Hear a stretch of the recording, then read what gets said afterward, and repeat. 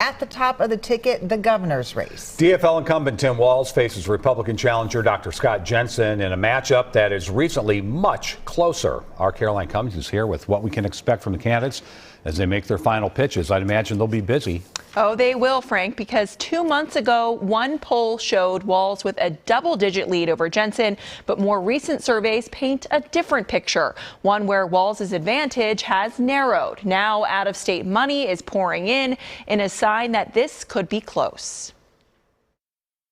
What we have is a movement. 1 week until Election Day, Dr. Scott Jensen rallied with his supporters Monday in Golden Valley, with a boost from Iowa's Republican Governor Kim Reynolds. But it certainly is, thank goodness, a stark contrast to your lockdown governor that you currently have. Now, Walz and Jensen are both making their final pitch to voters. My closing argument is the heroes of Minnesota are the everyday people. They're saying we've had enough.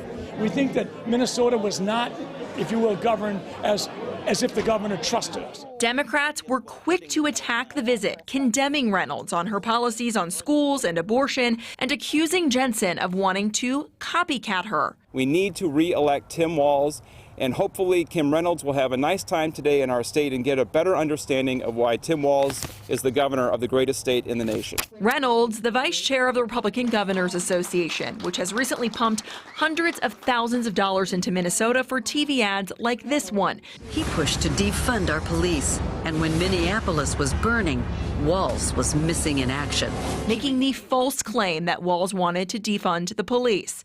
Hamline University political science professor David Schultz says out-of-state spending might be a signal. I think what we're seeing is a perceived vulnerability by the Republicans that if we make this last-minute push on the advertising, going after the undecided voters to change their mind, maybe we can do enough to flip this state. The campaign arm of the Democratic Governors Association is also pouring last-minute money into Minnesota as the DFL tries to keep its winning streak alive. Republicans haven't won statewide office here since 2006. There's no question that the race is tightened. Jensen and Walz have packed schedules from now until Election Day, both crisscrossing the state in order to win your support. Frank. All right. Thanks, Caroline.